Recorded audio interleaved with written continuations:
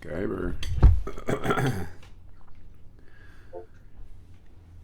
Sky Diver. Hi. Hi. Ian said he was hopping on. Should be here momentarily. Cool. How's it going? Yeah. Whoa! Wow! Wow! Yeah, I'm a little sleepy. Dude, me too. Let's see what Ian said.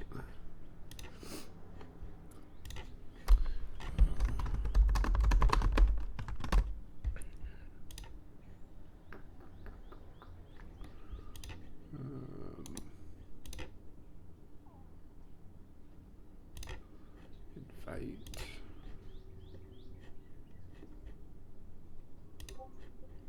There we go. Hey, Ian.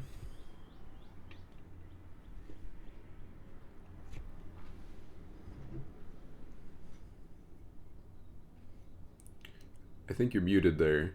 There. Can you hear me? Yeah. Hey. Hi, Zach. Hi, Skylar. How's it going, man? I'm good, thank you. What about you? Pretty early, but doing good, man. Thanks. It's morning, right? You just woke up, I guess. Yes, very much so. Bright and early. Hey, is it Thanks for. is it Mhm. is it Friday evening there or is it Thursday evening right now? It's Friday evening, so I'm Okay. exactly 12 hours ahead. Gotcha. Yeah. How was your day at work? Today was okay. Because today was a public holiday, so there was no work today. Oh, okay. Yeah. Yeah, Especially good. yeah. What's the holiday?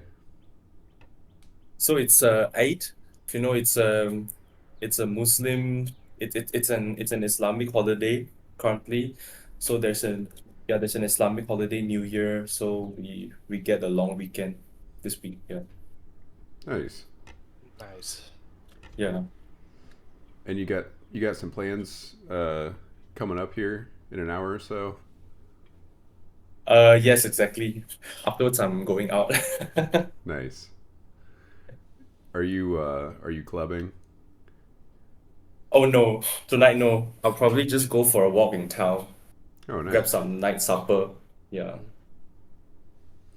Yeah, it sounds like a good time. yeah. And you guys preparing for work already? Yep. Yep.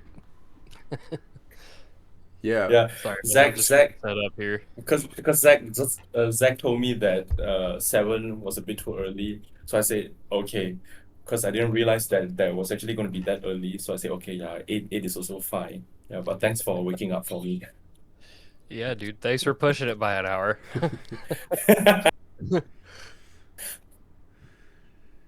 Yeah. Hey, I wanted to touch on Freemix really quick before we um, get too deep into anything.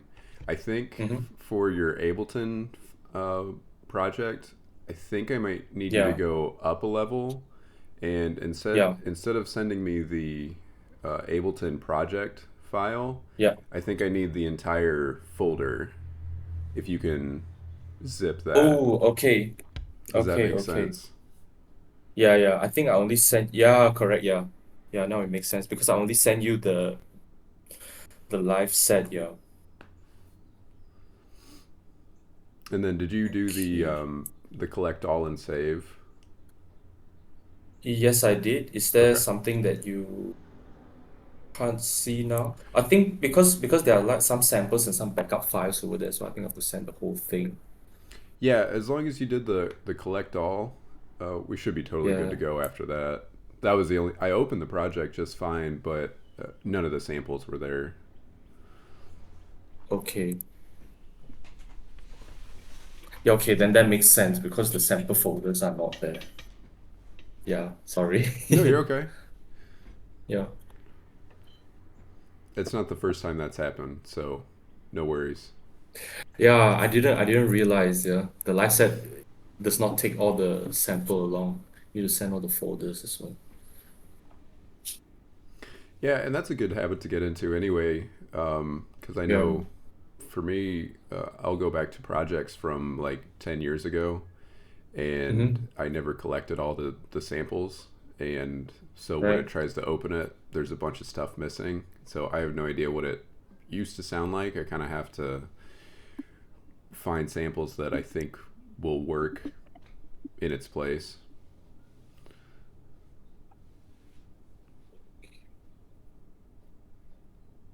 Just one moment, I will just upload it to the Google Drive again. Okay, sounds good.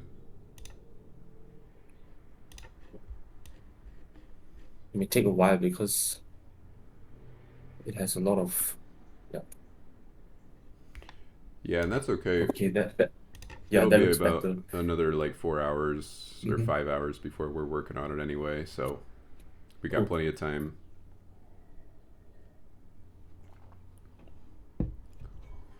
So I wanted to ask, did you get a chance to send or to check out that link that I sent you? Yes, so I saw there was like an introduction to free mix all, and then you have all the different packages, what's included, whatnot. But I haven't got a chance to like go into like very detail because I just saw the link when you sent it to me. Yeah. Hmm. So uh, was that on school? No, it was Or in Discord. You sent me the link, I think, gotcha. right? Yeah, well, Yeah. so I'm thinking of a link I think I sent you after that, which was a project that I was working on yesterday Okay. In school? on Discord, and I can send it again too if you need me to. I know you sent me the the call, that was the recorded call, and then there's a remember quest sync royalty calculator over Mm-hmm. there. That's the one I'm thinking of, the sync royalty Aha, calculator. yes. Yeah, So yeah, yeah, yeah. This is the one. Yeah, I saw like you have a track count and then you have the cost overview and income earned stuff like that. Yeah. yeah, But so yeah, I didn't really get to look at it in detail and understand what everything means yet. yeah, no, that's Sorry. okay. No, no problem. Yeah. It was just a real quick Mm-hmm, project I mm-hmm. was working on yesterday. Basically, the Yeah. idea is um, I just wanted just like a simple app. You know, it's not gospel, as you might say. Yeah. It's more of a like an inspiration kind of tool where you type in certain variables, like here's the number of tracks I have so far. Um, I can plan to release like one new track a month. Um, Mm-hmm. I want to spread it across like 5 sync libraries. Here's my Mm-hmm. genre, and based on that, 1 year from now, or 5 years from now, 10 years from now, here are the kind of income metrics that we might be able to expect. Mm-hmm. So, yeah, whenever you get a chance, kind of play around with that and see if something feels inspiring, seeing those numbers. So it's like I can just give in the hypothetical numbers and then it will tell me all these expected like figures over here. Like I'm seeing this, my genre, I can select a different genre and then yeah, use to project. Pretty cool.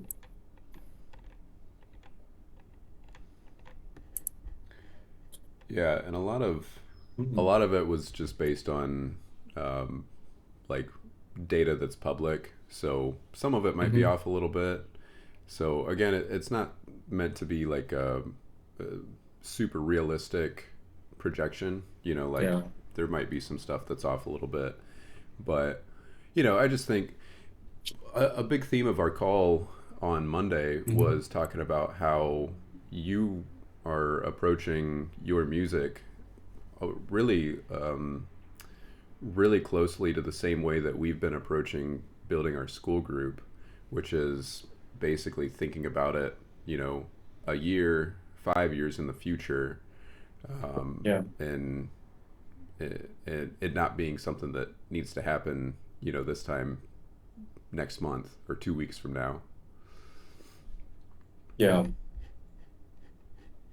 Yeah, because like again, there's so many things to consider, and then also it's hard to exactly predict what's going to happen in 5 years' time. Yes, I may have an action plan for myself, but it also depends on many other factors when it comes to like monetization. I think we've talked about this as well, right? And um, yeah, like to to churn out as many projects, many tracks as possible, that it increases the likelihood of getting something into these sync royalty platforms and everything. Mm-hmm. Hmm. Yeah, and another, thing that I Hmm. heard from our call yesterday, you said that Yeah. like Artlist is the platform that you would uh, Yeah, pay it's most definitely one attention of to. them that I would consider. Yeah. Okay. Yeah, So, and so because I was introduced to that as well, and yeah, so that was actually basically the first sync royalty platform that I've got to know, okay, like ever. gotcha. Yeah. From what I understand about Artlist, I think that one is one that requires you to exclusively upload to them. So Mm, I okay. believe if you go with Artlist, that's kind of your only option. But there's Oh, okay. another way where you can go non-exclusive and kind of spread it even wider. So that's something to think Hmm. about. Oh, yeah. I actually didn't know about that. How did you find that? I mean, like, how did you find out that they had this exclusive Yeah, so honestly, I policy? was just talking to Claude about um, All right. just Mm-hmm. sync in general. Yeah, because like I said, that's Mm-hmm. something that I need to do more research on. Um, I know the very basics, I think, but it's not Mm-hmm. something that I've, personally endeavored into.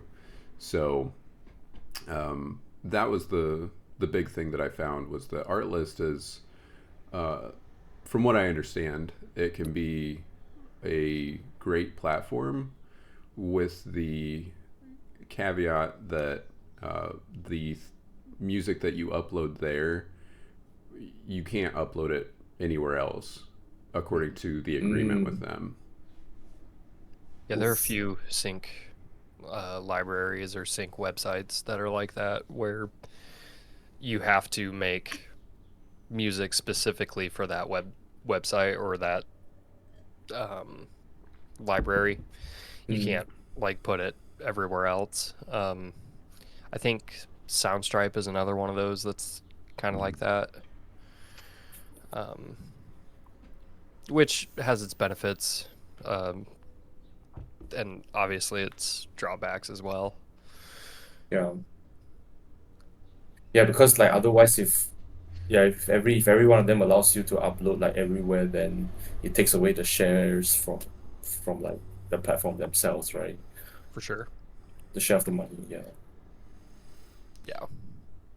Yeah, well, and Yeah. Skylar, Definitely something to think about. Yeah. you may know more about this, Skylar. So our kind of philosophy with building the school group and building our own business is that we were trying to focus more on, uh, we say, deep and narrow rather than shallow and wide. So instead of setting up like a school group and an Instagram page and a YouTube page and a TikTok page and Twitter or X, um, instead of trying to juggle all five of those and not being able to engage very much on any one because we're trying to hop between all of them, we tried to really just focus on school so that we can spend all of our time there. But I wonder if sync would be a little bit different because I'm not sure. This is the part where I'm wondering if you know more about this, Skylar. I'm wondering how much engagement there actually is on each of these platforms, or if it's more just like you upload it and your catalog is there, and then it's basically a waiting game rather than trying to draw other users or companies to your page. I'm not sure. Yeah, from what I understand, at least in my experience and what I've heard from talking to people who do like sync as like their primary thing, it's definitely more of like a waiting game. Um, the wider net you cast, and the more music you have, the more likely you are to actually get somewhere with it. Um, that is one reason why I wanted to. Ian, you might have seen the post that I made about having like guest speakers come in and talk to Mm-hmm. people. One of those people is his name is Cody Martin. He's really big in the sync space, or that's where he gets a lot of his like income from music. So part of the reason why I wanted to have him come into the group and talk to people is because he's got a lot of experience with the sync thing. Mm-hmm. Um, and from what I've gathered by talking to him, it seems like he mostly does like those exclusive libraries where he's got 20 tracks on this particular sync library, and they're exclusive there. And then he kind of does his own thing where he's got his own website and he's got all of his music there that is not also available on these other sync websites. But I would really like to get him in to kind of explain this more to us, because Zach and I both don't. At least I don't have anything on Mm-hmm. sync libraries right now, um, Yeah. just because at this point I think I don't have enough music to where I'd be like, okay, all 100 tracks that I have or whatever, I'm just going to exclusively host them on this one website, and nobody else can buy them or listen to them anywhere else except this one website. So I think with sync, like I said, it seems more like a wide net cast. So the more Mm-hmm. music you have and the more music that you can put out, I think that is probably the way to go as far Mm-hmm. as I'm not sure where I was going with that last point, but um, yeah, sorry, I'm still kind of waking up a little bit. No problem. No problem. Yeah, good strategy in general. Just Yeah, yeah, rather than trying to go deep in one spot, like try to get it Yeah. in front of as many ears as possible. Sounds like. yeah, Because in parallel, I'm also thinking maybe something like this. Like for me, it would be good to to get as many streams as possible, regardless of the location, and maybe like just I don't know, from the income streams from anywhere. Because I'm also thinking if let's say, okay, fine, if let's say I'm not allowed to like maybe make the same set of music, let's say I'm doing for sync, and then I'm only limited to that group of audience, right? Um, that also would demand for my skills as well for the future. Let's say, okay, I will become very versatile. I'm capable of like producing, making out different sort of styles, different sort of genre. Then maybe I can reserve my quote unquote favorite for the streamings like Spotify or YouTube, SoundCloud, etc. And then maybe some more, maybe like cinematic music or maybe music that I find okay, it's fun to make, but maybe not necessarily the one that I want to brand myself on. Maybe the one I can put Mm, onto like Desync. Yeah, what do you think about that? Something like that. Yeah, yeah. I would say that's yeah, pretty normal. yeah, The guy I was just talking about, Cody Martin, he kind of does the same mhm, thing where like yeah, he's got his style and his music that I don't want to say the music he enjoys making, because hmm, from my conversation with him, he seems more like he just likes making music type of guy. hmm, hmm, But kind of going to your point, where the music that he makes that he wants to brand himself with, yeah, all that stuff he hosts on his website. So, and I hesitate to say like, yeah, on his website, that's all the music he cares about. Because all of his music is high quality, and obviously he cares about all the music he makes. But to your point, it kind of seems like the music that he wants to be known for, he kind of keeps to himself, and Yeah. then his kind of more experimental stuff is what Right. he gives to sync libraries. Um, and that's the other thing too about sync libraries is like you're kind of, so say there's a company that's looking for a like a track for their commercial or something, like they can only choose one, right? Yeah. So they're going to have to go through, say if they do go to Artlist or something, they will have to go through however many thousands of songs that are already there, and then hopefully they pick yours. Um, in that respect, like I would say that everything that you do, even if you're not like, I don't want necessarily want this to be what I'm known for. Mm-hmm. One thing to keep in mind too is like, yeah, you can get as experimental as you want, but everything should still be like top shelf quality, no matter Yeah, what. yeah, of course. So, and not, I'm not trying to imply that like you wouldn't do that. From what I've heard Mm-hmm. from your music, everything is like really high quality. So I Really? don't think I don't think that would be a problem for you. But it is something to keep in mind that like probably more so than normal, actually. Everything that you put on a sync library has to be like incredible quality for these companies to even stop and listen to it for a second and then consider, well, do I want to buy this track for my commercial or whatever? So there's that added element to it that might not necessarily be there for like whatever you host on your website. Mm-hmm.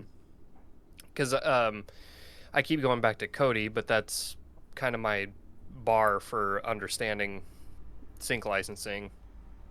Um, Mm-hmm. he has mentioned that um, a lot of the stuff that he puts on sync libraries, while it's super high quality, is also to him, and he's the guy who made it, so it's like, well, I guess that makes sense. To him, it seems a little bit more like generic rather than experimental, especially with like music that's intended for commercials or something. Like you can definitely, if you listen to his stuff that he's got on certain sync libraries, it's like, yeah, I hear this and it's like, oh yeah, this is a tech commercial or this is a university commercial.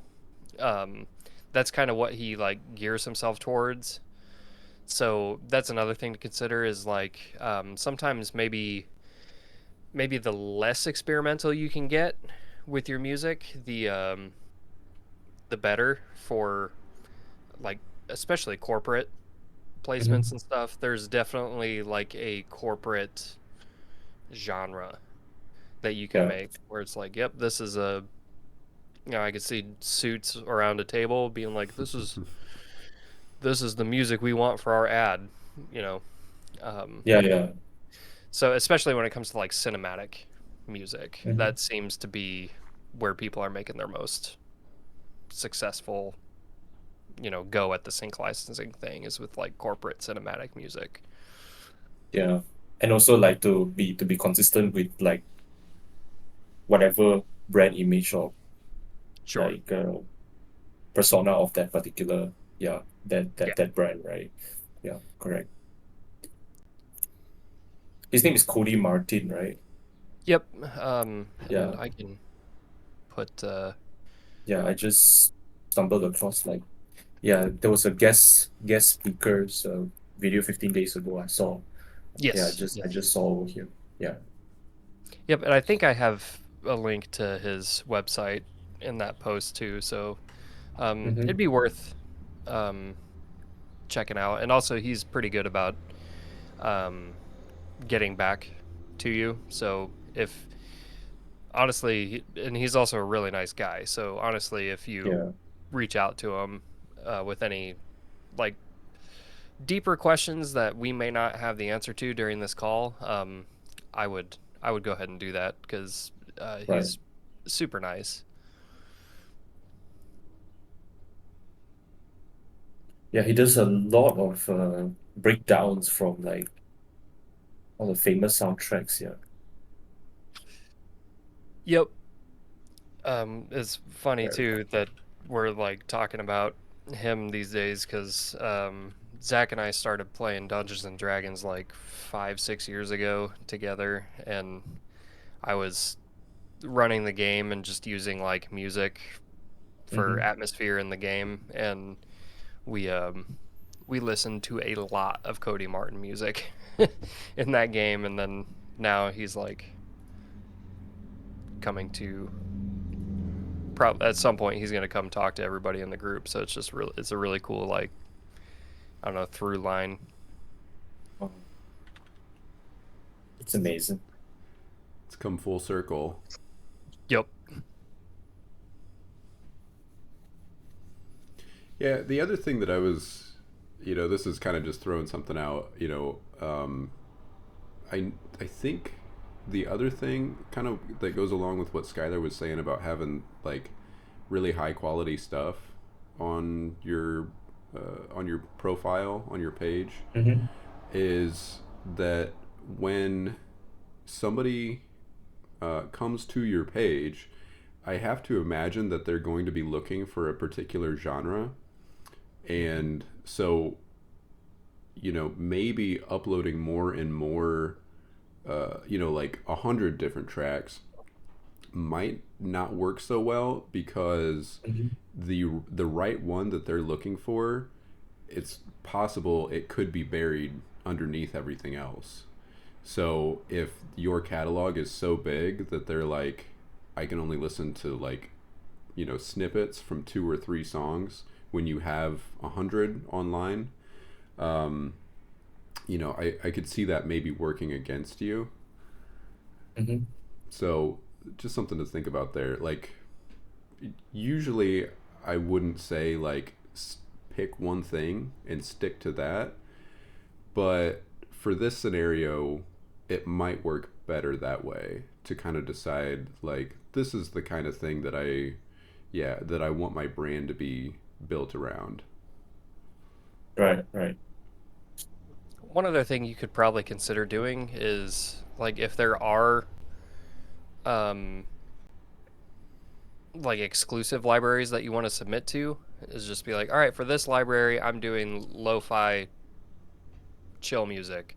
For this library I'm doing like hopeful, inspiring, cinematic, corporate type music. um kind of split your genres between different. Sorry, my cat is freaking out. Split your genres between different sync libraries. Like maybe would you chill out? Maybe between like do some research on a particular sync library and be like, all right, this one seems like there's a lot of like corporate cinematic music. I'm gonna put all my corporate cinematic music here to maybe directly compete with them. Or it could be worth being like, well, this is already like saturated completely with corporate cinematic music. I'm going to put my electronic music on here that I don't want to host on my own platform. And maybe that will like set you apart from everybody else. Um, yeah, I'm just taking a look here at, because I was curious based on what Zach said about like, you know, maybe maybe having like 100 different tracks isn't the way to go. It looks like Cody on Soundstripe, at least where I first discovered him, has like almost 300 tracks on here. Hmm. So that would be a thing I would probably ask somebody who actually is deep in the sync thing where you know, just ask them like, how has the amount of music you have on sync libraries, how has that impacted your success, or has that kind of hindered your success, rather than having like five perfect tracks that people can pay for. Is it worth having like 300 pretty good tracks, I think that'd be worth a worthy discussion to have, for sure. Yeah. Yeah, I also wonder because I wonder if there's like kind of two different routes, two different strategies to go. Um, where we're kind of seems like we're focusing in this conversation more on uploading uh, a catalog and then kind of waiting for people to come across it and to discover it.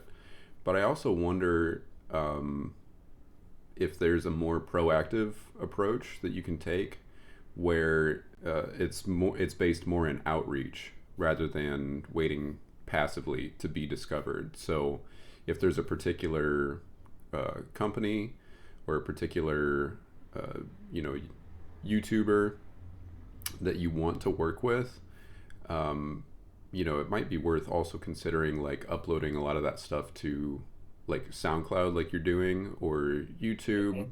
or even releasing it through a distributor like Spotify, so that you can hand pick those tracks and send them and say like, I think these two or three would fit really well with your videos. I think this would match your style really well. Yeah. I think that's good as well. And because it's like all these platforms or all these distributors, um, they have mentioned they also unlock that potential audience of that company also maybe to uh, other work that you have been working maybe. And also like Skylar has mentioned that uh, yeah, it's this this battle between like either having 100 very good tracks or maybe five perfect tracks. So if let's say in this case, then maybe five perfect tracks, and let's say they have heard only two, and they are going to discover the other three. Maybe this is a very good scenario, and maybe I can combine these these two maybe best practices, as you can say, like Zach, Right. you have mentioned that yeah, to have this maybe not too different but also not too boring, but this like consistent um pattern or this like consistency in the style or in the in the character of the work also will help in this case because they are not listening to something that is suddenly totally very drastically different, but Hmm. something very similar. Maybe there are maybe some nuances, maybe some details that I think, oh, we we thought this tool was great, and then now we heard something that he has created in or that he has released on Spotify or SoundCloud that he didn't send us, but we find that better. So like it's Hmm. like it's I mean it's a good way to maybe even increase the likelihood of them being your music buyers.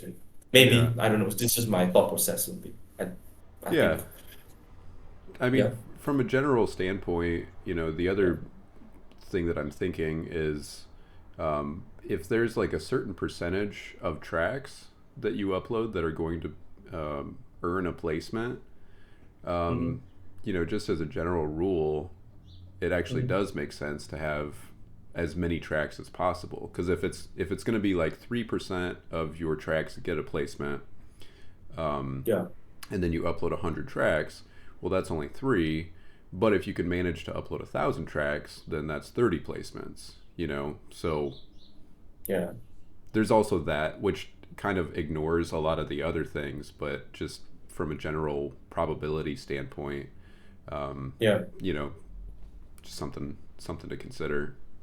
Yeah, something else kind of along that line of thinking too is from what I've seen, sometimes there will be like an exclusivity clause when people license your track where it's like, mm-hmm.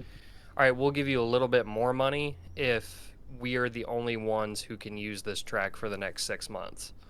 So if you have like only three tracks and then Yeah somebody exclusively has one of them for like 6 months, well, now you're down to 2 tracks for the next 6 months to bring in some money. So, Yeah. in that respect, it might be worth just having as many tracks as you can possibly have. But also, when it comes to that, it's like you only have so much time in a day. So Yeah. how much music can you realistically put out to, make the exclusivity of a certain sync library worth it? You know what I mean? Correct. So um, that's something to consider too. Is sometimes it's not just the sync library that has like exclusivity where you can only put this track here. Sometimes when if people do license that track, sometimes that will be the only person that can use that track for 6 months or a year or whatever. So um, definitely something to consider in that respect as well. Yeah. Yeah, of course, like the more tracks I have, then of course the more options I would have. Yeah. Hmm. And also I think it's highly possible that I can have a lot of tracks in the pipeline, but in the same time also I'm also not overwhelming myself or overwhelming my my potential audience or the companies as well.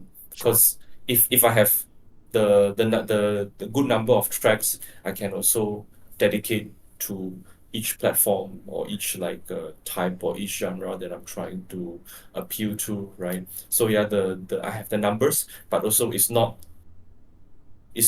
like not all of them are in one place, but they are in different baskets. So they all add up to be a lot of tracks, but for each basket, it's like a good and strategic controlled amount that is also not too overwhelming. Is that something what you're trying to say? Right. Yeah, Yeah, a little bit. Yeah. yeah, yeah. Yeah, I would and that kind of goes back to what we were talking about where it's Yeah. like with the school group that Zach and I have, it was very much like a deep and narrow sort of focus where Mm-hmm. we are just going to focus on school rather than casting as wide a net as possible. Yeah. Um, I think with sync, maybe the opposite would be the best thing to do, where it's just like, man, put as much as you can out in as many Yeah. places as you can. Um, yeah, I think that would probably be the way to go. Cool. If you can keep up with the amount of music that you're gonna have to make. Yeah. Because I Yeah. know Yeah. with me when I considered doing the sync thing, it was like, I don't know. I have this one album I really want to make, and I want everybody to be able to listen to it. So I don't necessarily Mm-hmm. want to take time away from making this thing I really want to make just to make some music that may or may not, be able to be hosted anywhere else.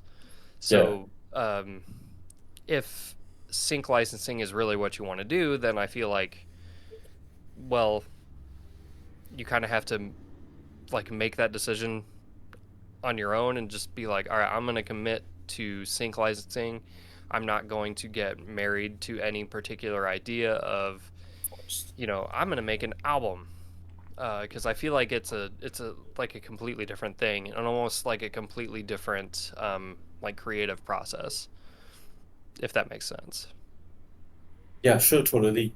If I feel that, whoa, I feel this is gonna be a hit, or like I feel that this is something that I feel very, you have this good feeling about it. You want to bring it out to a wider group. Maybe you may even want to do it in a show or for your own event, for example. Then yeah, of Sure. course, then maybe the sync library is not the place to place this track into. Maybe Right. something that is a bit more personal. Yeah, yeah, Yeah.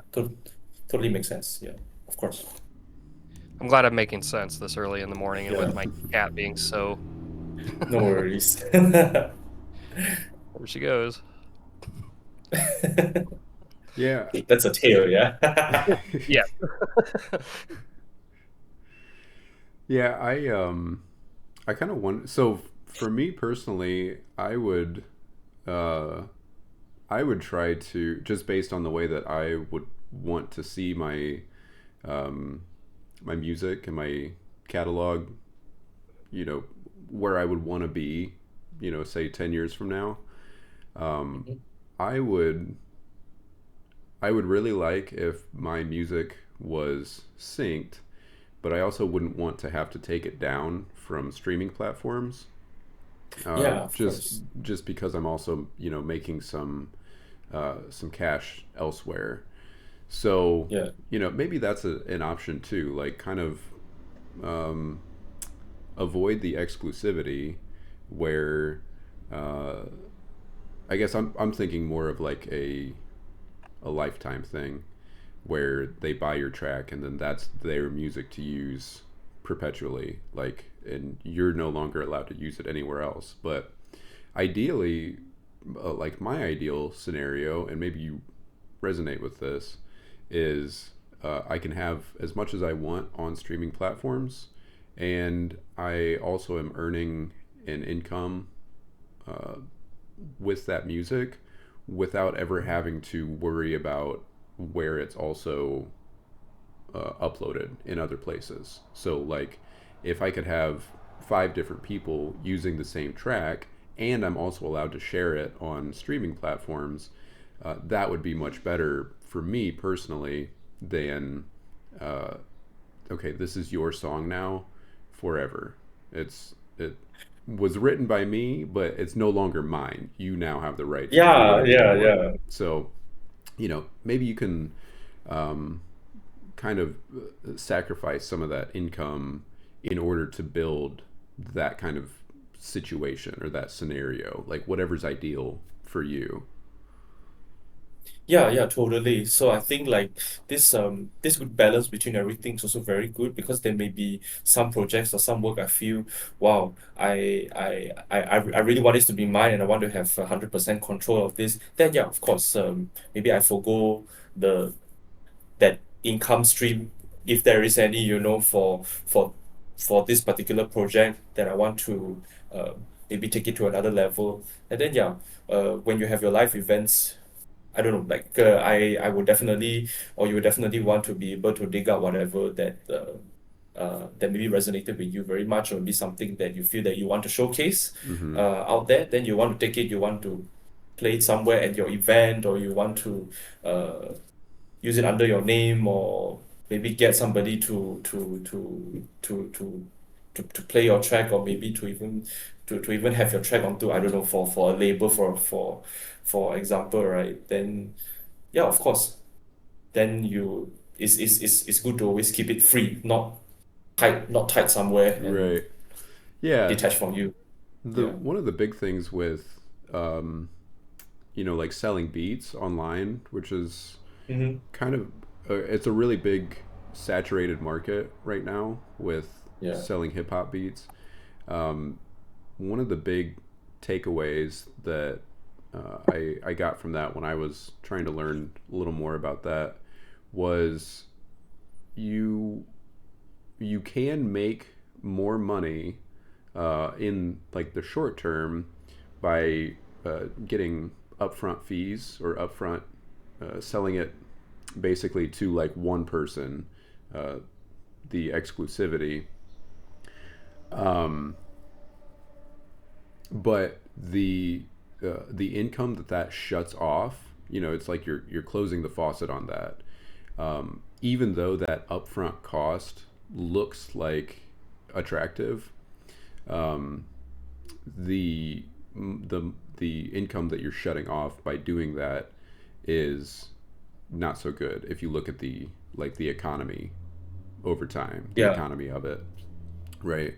Because if you could sell it for say like 1,500 to one person to use it, well, it looks really attractive because it's over $1,000. But uh, if you flip it and you're like, well, I could sell it 10 times for 150, then it's the same amount but spread out over time. And furthermore, you still have the potential to sell it beyond those 10 times, right? So Yeah. sometimes the lower ticket one makes more sense. Yes, for sure. Like definitely. I think this also goes for um many income streams in other sectors as well, because sometimes let's say you're only focusing on just because of that attractive package, right? But then um what you are also doing is that you may limit yourself for even bigger returns over a longer period of time, Mm-hmm. because you're chasing for that bigger return in that shorter amount of time, if you get it. Yeah, so yeah, of course, to the larger scale of audience, for a lower price, I don't think I don't think streaming on Spotify makes the artist a lot of money, but No, it's the number it's of listeners that matters, because if everybody knows your song, and for example, if I go and have a concert, or if I do an event, then that's going to be 100,000 people over there. mm-hmm. Like for example, then that obviously brings more return, and also Yeah, it's like a chain reaction, and then it becomes more and more, right? yeah. So it sounds like maybe uh, it kind of like flips it a little bit. So instead of thinking about it like selling the song, the fact that you are still allowed to play that song out at a performance, Yeah, you're making money on the ticket sales and not so much on the song, and you still own the song. So yeah, yeah, yeah, I think you bring up a good point there. Yeah, yeah, right. yeah. Yeah, because like example, why would you uh pay, for example, to uh like, okay, let's say in a sync library, it's very good song, the artist probably making a good money, because I'm paying a lot of money also to buy that song for my company's advert, for example, right? But outside of this ad, or maybe outside of this sync library, then nobody knows who am I. Mm-hmm. But if let's say if every household knows who you are, then I think that is even a, I mean, that itself can take it to different heights than just focusing on that $1,000 $2,000 of like return just for that project, right? Right. Then this one, of course, definitely makes sense. Yeah. But it's I even dropped. harder, because it's like, yeah, sorry. No, you go ahead, man. Go ahead.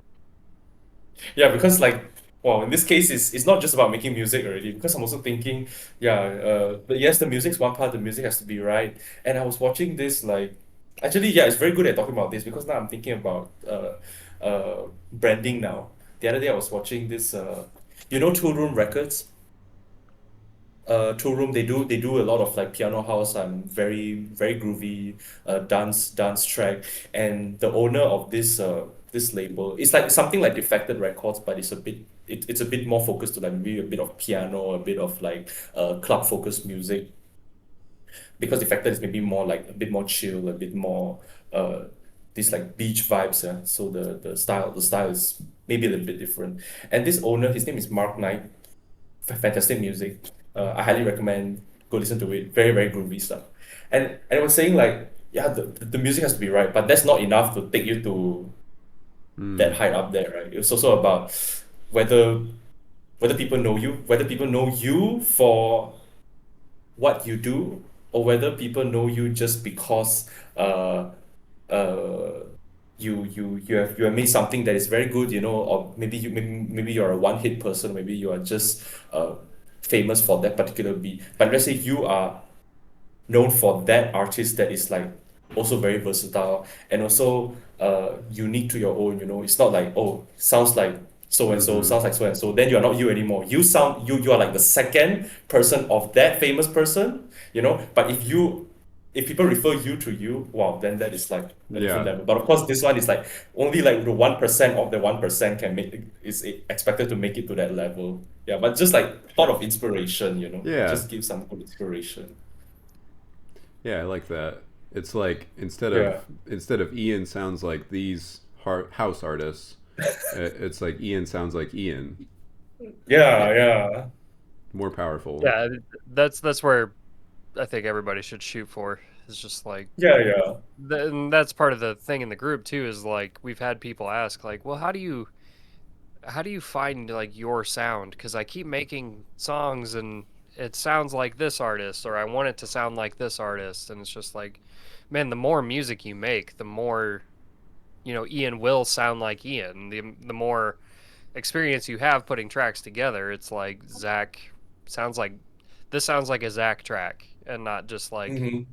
a whatever music Zach likes track. Yeah. Yeah, well, and it's funny too because going back through my old songs, my old projects, the actual name of the project will say like inspired by Evil Needle. Like that was a hip hop producer that was really big for me about 10 years ago. And it's funny because that's what I was shooting for when I was making that. But now that I listen back to it, I'm like, this sounds nothing like that person, you know? Um, Yeah. and so I had kind of this like North Star, this person that I was trying to sound like. But looking back on it, it's like I ended up just kind of sounding like myself, you know? I, Hmm. I felt like I was failing because I couldn't get it to sound like that guy. But looking back on it, it's like this is actually a really unique sound, and I'm not sure who this sounds like. Yeah. Dude, I thank you for sending that link because or Tool Room Records. Okay. I'm on the Yeah. website for Two Rooms Records. And I was just like, I'm not seeing the guy that he's talking about. True. Yeah, Sorry. Two Rooms. It was just Yeah, like, yeah, all right, I guess I'll check this yeah, out, but I'm not seeing the one he yeah. was talking about. Um, in the Hmm. Discord chat here too for our call, or the I guess voice channel chat, I dropped a couple of things for you to maybe check out too, Ian. One of Hmm. them is a Patreon called the Sync Ops. So this is something I've kind of wanted to check out at a certain point, and if you can't find it, I can just send it to you directly too. Yeah. It's, But this is a Patreon that's entirely dedicated to sending. Zach, I think I've shown you this before, um, but it's almost like one-offs for sync placements, where it's like they will let you know of, for example, this is a feature horror film that needs an industrial rock track, and if your track is chosen, excuse me, if your track is chosen, that's $4,200 that they'll pay you for that one-off track.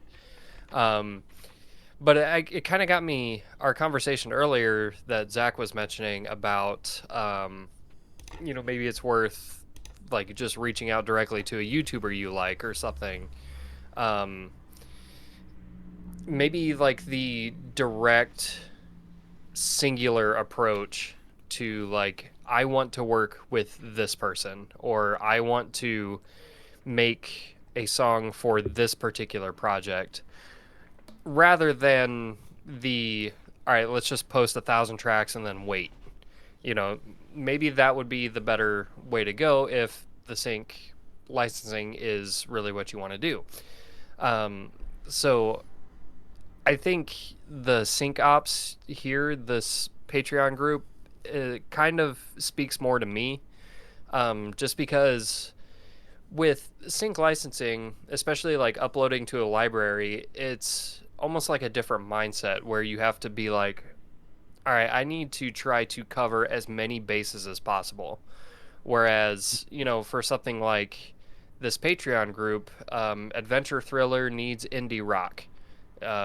It's like it gives you a genre and it gives you like kind of the vibe of the project. So it's very much like all right, here's the assignment.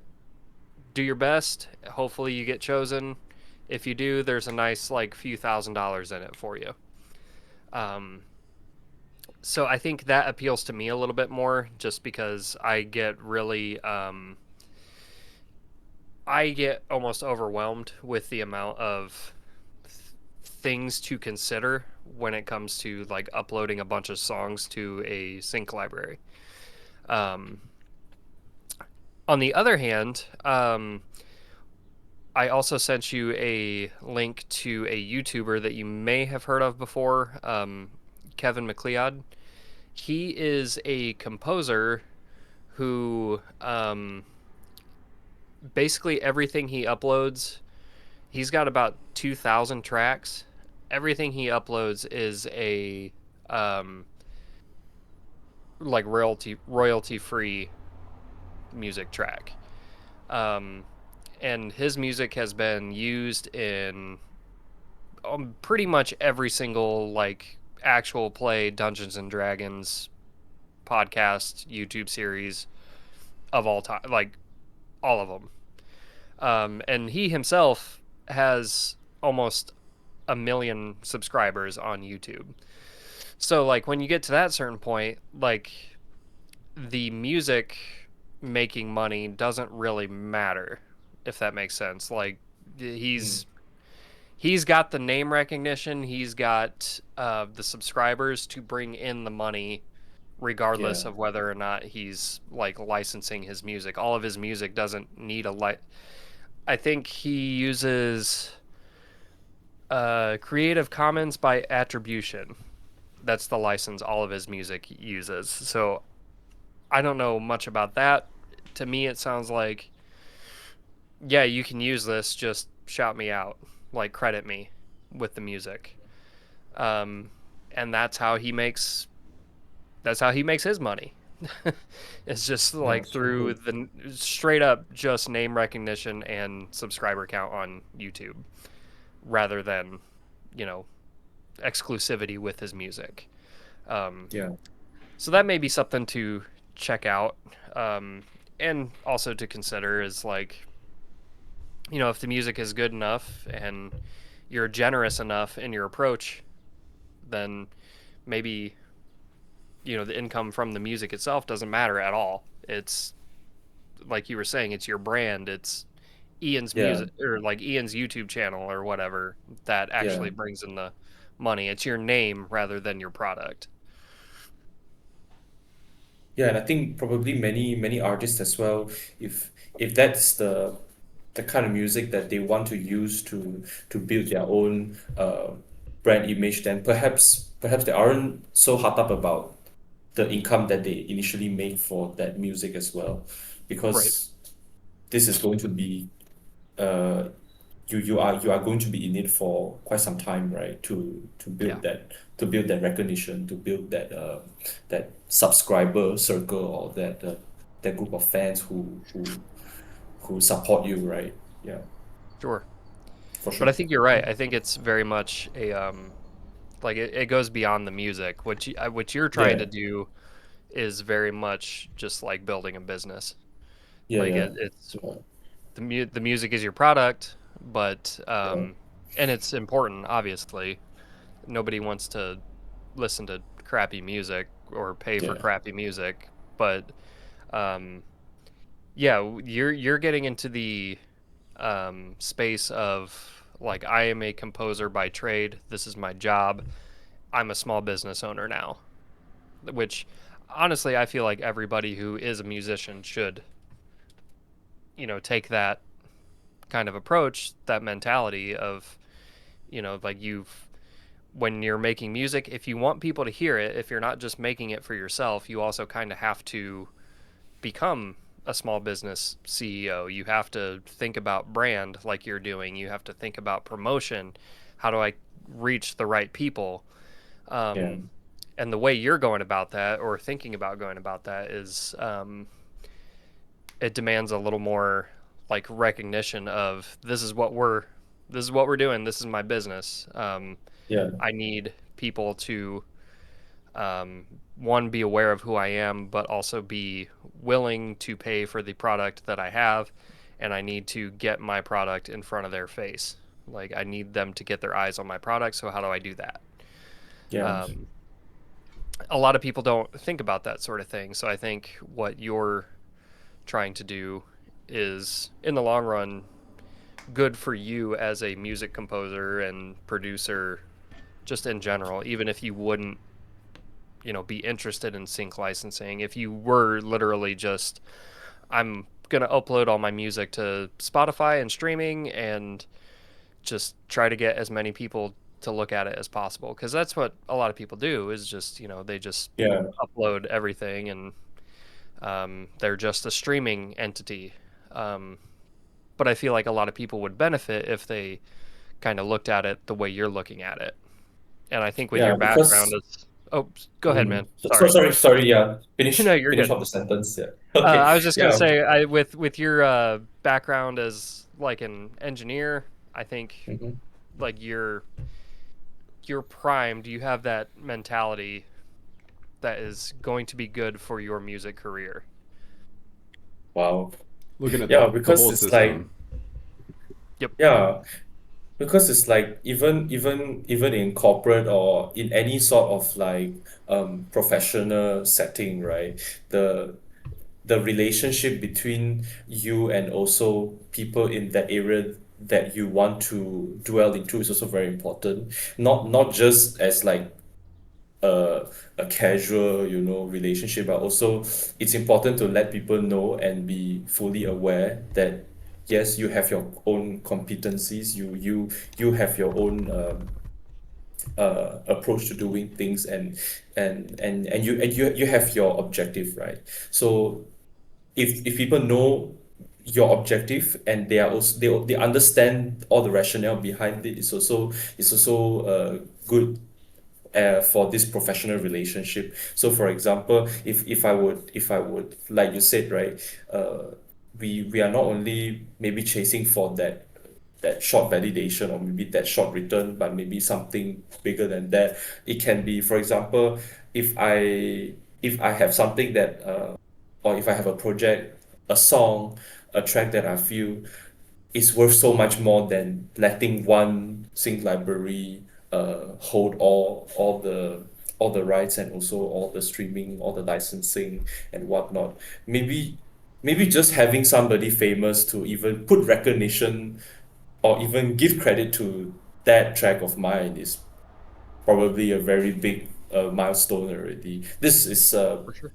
how I see. If let's say I just feel so strongly about maybe a certain work, or maybe some songs that I'm making, maybe just that recognition, that validation from someone who is more advanced than me in that genre or maybe in that segment is also a very good sign or very good signal to take it to the next level. Simple For as sure. that. Yeah. Yeah. Yeah, and I just wanted to say, like, a lot of, I think a good business strategy in general is understanding that sometimes you have to make trade-offs. Like, everything is a trade-off. Yeah. So Yeah.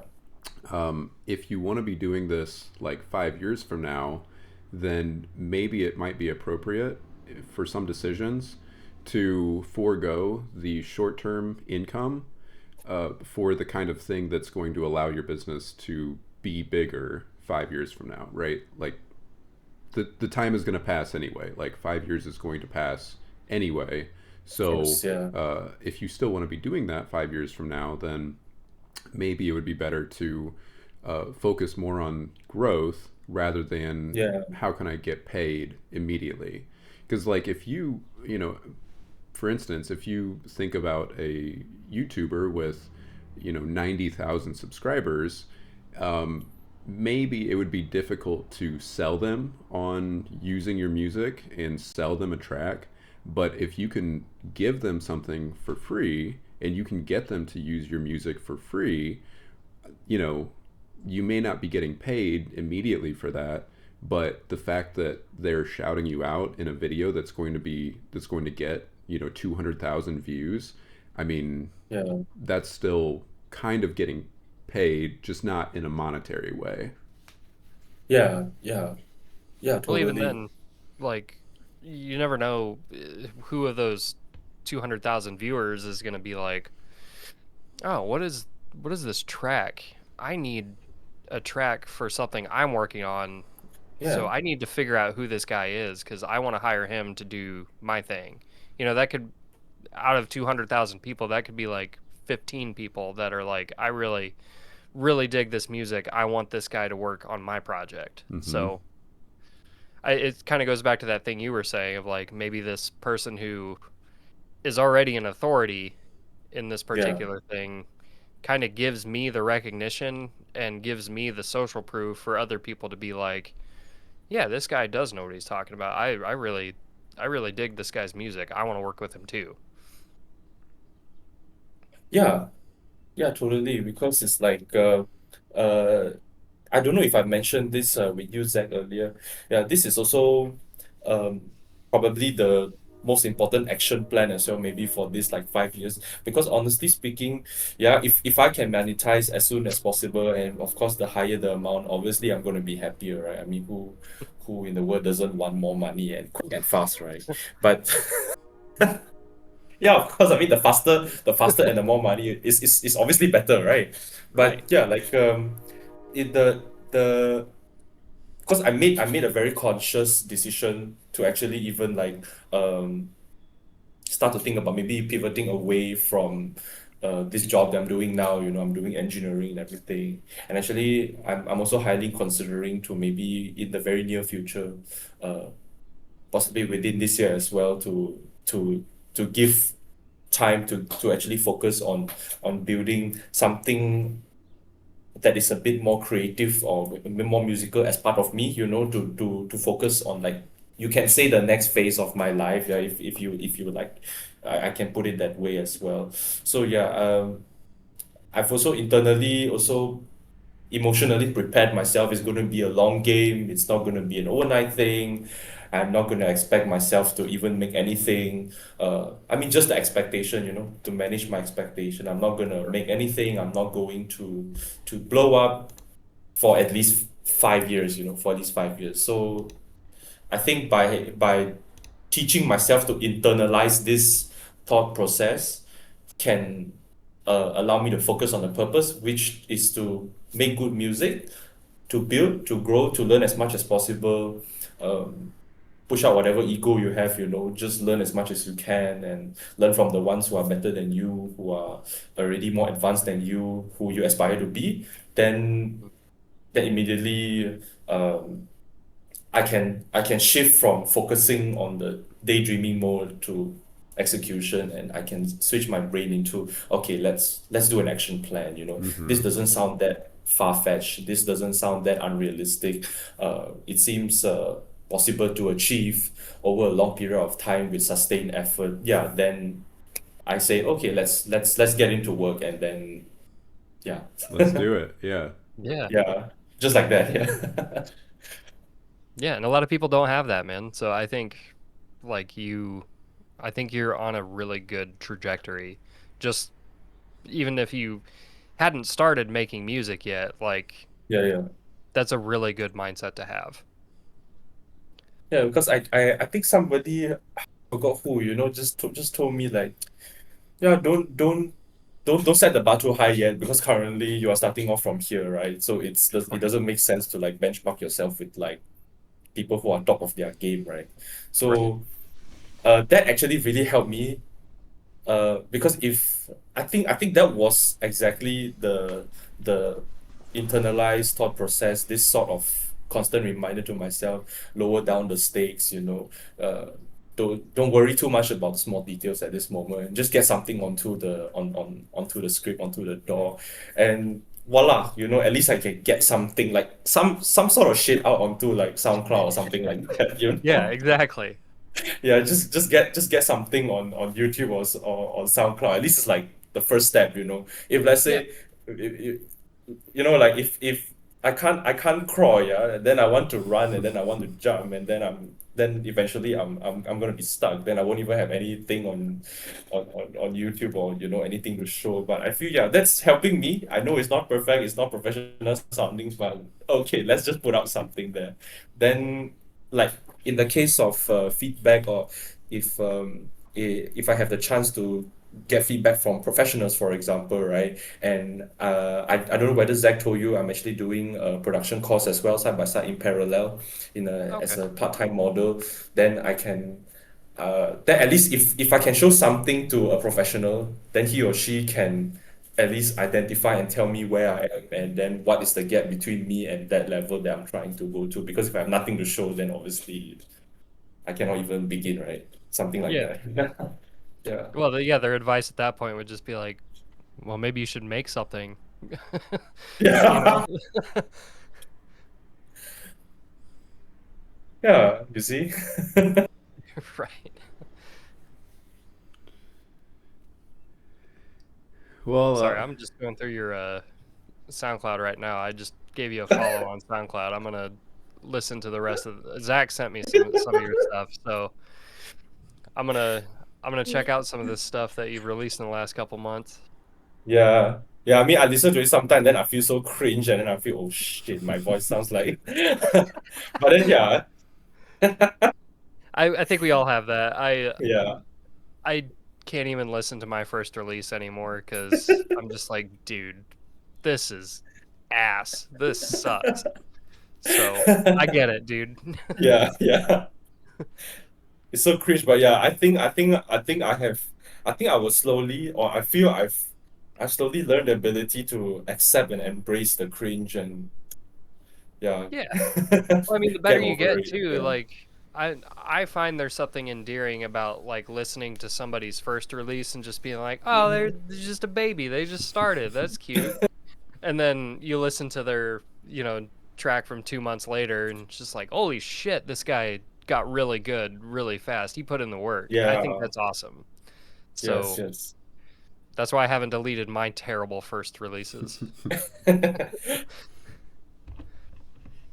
Yeah, and I was talking to Zach as well. Like maybe perhaps is it a good thing to maybe leverage the fact that you know you are an amateur, you are a beginner, and then uh you can even share this like ongoing and this real journey of you of Yep. trying hundred to percent. transition yourself to trying to build yourself, right? Because you are genuinely an amateur. You are not like uh you're already up there and then you have nothing to show at your history, but now you are like, you know, people can follow you through your journey and your Yeah, progress, right? Which definitely. is like even better. That's what we've been talking with Geo about in the group is Mm-hmm. like he's already had this long journey of, self-discovery and stuff, and he has expressed regret that like he hasn't until now he hasn't started documenting any of it. So Mm-hmm. one part of like our conversations with him has been like, yeah, just start now and document and be vulnerable, be open. It's like one thing, my like number one rule for my own projects and stuff is it's okay to be wrong. So like it's okay to be, vulnerable and kind of make a fool out of yourself because that's Yeah. just another opportunity to like learn and grow. So, Yeah. and I think people enjoy seeing that. Yeah. Yeah. Because there's Plus, just too much like polished stuff out there, you see. sure. Plus, I Yeah. mean, if you're wrong on the internet, thousands of people are ready to jump on you and let you know why. So that's just more engagement for you, you know? Yeah, totally. Hey, I gotta hop off, you guys. I gotta leave the house here in a few minutes. Gotcha, man. Yeah, same. I'm gonna go out and yes, I will upload a zip folder of this um this thing because I realized the full size is actually quite big. So Okay, I'm going to zip it and then I'm going to upload it. sounds Okay? great. Yeah, I'm All looking right. forward to working on it. Yeah, me too, Yeah, man. yeah. No problem. Can't wait to let you But share it as well. Okay. Sorry, Skylar, you mentioned about the person. Okay, so there was Cody, and then the other person, yeah, let me you were talking about who has composed a lot. Yeah. let me just send you those links again in a private message so you have them. Yeah, Uh, yeah. and then so the first one I'm sending is that Patreon group I mentioned, and then the second one I'm sending is shit. Kevin McLeod. Kevin Clear, yeah. Yep. Yep. So I'd check out his work because he's the most successful musician I know that just gives away free music. Ah, So, okay. I've I I've see it used now. his music on accident too. dude, so many people have. Yeah, like I go through some of my old videos and just some of the stuff that I found in the YouTube library. I didn't even realize it was him. I didn't know he was such a big name, but He's huge, man. yeah. It's crazy that like he's probably one of the like most well-known composers that people just like he kind of just flies under the radar. Like people don't even know they use his music or have heard his music before, and he's huge. So I think I don't know if this is the same person, but I know the other day I came across a video on Instagram that was ranking like um, the top 10 sounds that people use for their Instagram videos or TikTok videos, and yeah, a bunch of them were the same guy, and like I would have never known the dude's name, but I have a feeling it's this guy, and like it's crazy that people know these songs, and it's like become part of the um, I don't know what the word is, but you know, like it's just so uh, people would recognize the music within a second, but maybe not even recognize his name, but he's still doing it, you know? right. Well, that's another thing too is like he'll get like if people use your sounds on social media, like they pay you for that. So that's just like another revenue stream of his where he's just like basically giving music away for free, but then the certain ones that he uploads to be able to be used on social media is just yet another like income stream, you know?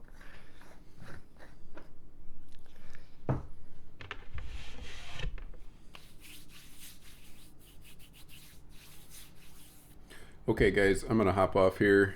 Ian, have a good night. Okay. Good night out. Yeah. Enjoy your holiday. Thank you. Skylar, Yeah. we'll Thank you so much. we'll see you this afternoon so we can get started on Ian's track. Yeah, dude, All I'm right. excited. All right. Appreciate you talking with us, Ian. No problem. Enjoy it. We can do this again very soon. Yeah, Yeah, sounds let's do it, great. man. Yeah, Let's do it yeah. after your free mix. Okay. All right, guys. I'll All right. talk to y'all later. Later, Okay. guys. Have fun. Have fun today. Bye.